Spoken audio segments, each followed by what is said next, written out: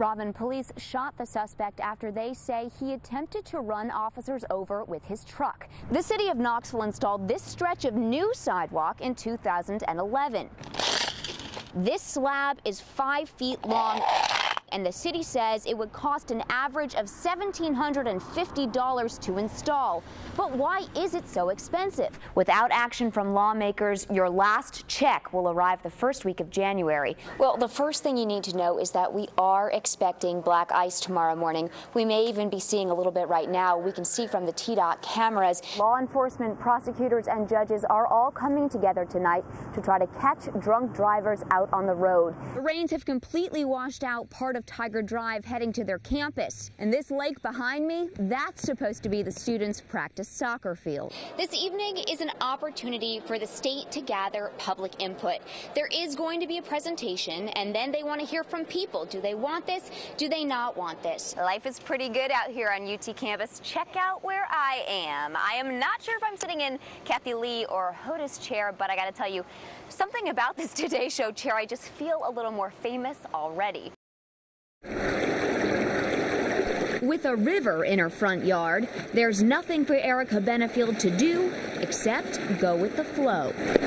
You know, we're just waiting to see what happens. That's all we've been doing. Her Kings Hills neighborhood floods just about every time there's a heavy rain. I've lived here 1.5 years, and it's happened twice. Turning her home into an island. Earlier today, you couldn't see the grass, none of the driveway or sidewalk. It's been up to the porch before. Developers didn't realize they built in a floodplain, and now some property owners want out.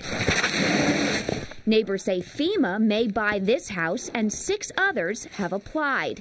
Because for Kings Hills homeowners, wet weather always creates headaches. Oh, mercy, you can't do anything. Including getting to school. The rains also kept all Sevier County school children home Tuesday, including the kids over at Pigeon Forge High School. The rains have completely washed out part of Tiger Drive heading to their campus. And this lake behind me, that's supposed to be the students' practice soccer field. Sevier County officials took precautions, closing several local roads. They report only slight property damage and no injuries from the rising water, but it's not over. I figure it'll come up at least once or twice more in the next couple of days. With more rain in the forecast, Benefield will bide the tide. We deal with it just because we have to. And hope her new river doesn't become a permanent lake.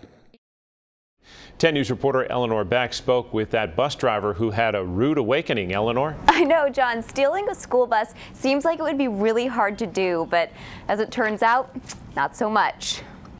I get up about 5 and I have me a cup of coffee. Early hours, but one perk of being the bus driver, it's not like you can miss the school bus. Well, not until this morning.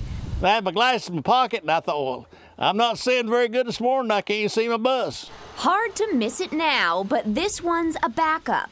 I said, I need a bus. Mine's gone. He said, what? He said, yeah, the bus is gone. I said, it's gone. He said, we'll bring you one in a few minutes. So they did. And all the kids got to school only 10 minutes late.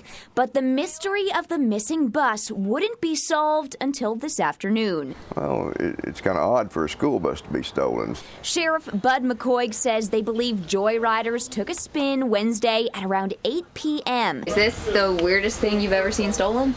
Well, no, but it's kind of uncommon for a big yellow school bus with Jefferson County schools on the side of it to be stolen. But the funny thing is the bus seemed to blend right in. We have had several calls that people that saw the bus after it was stolen last night, but didn't think anything about it. Then came the news this afternoon. Called it in and said, hey, bus number 46 is sitting here at my driveway. Less than 2 miles from where it went missing, they found it, with only minor damage. Other than the brakes, they burnt the brakes up on it. It's our brakes. Reflecting on it now, what seemed like a pretty dumb prank actually fooled a lot of folks. Thank God it didn't wreck it. Nobody was hurt. And number 46 may soon sit in his driveway once again.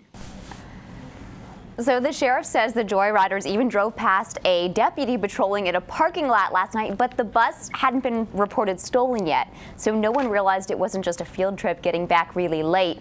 McCoy says they do have some leads, but there have not been any arrests yet. John. Quite a tale. Thank you, Eleanor, for that.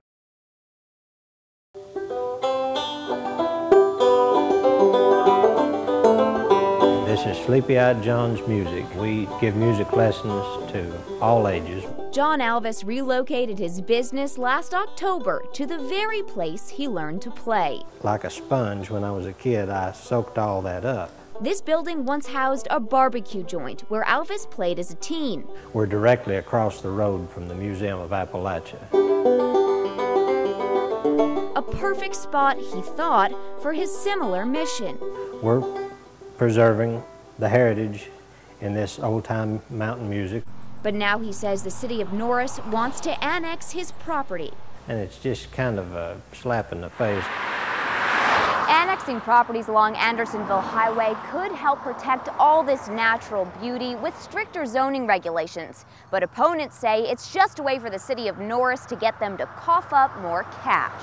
Small town, big appetite. Neighbor Bobby Joe Braden says when council's done with this spot, they'll come for him. No doubt in my mind. They can't offer me anything other than higher taxes.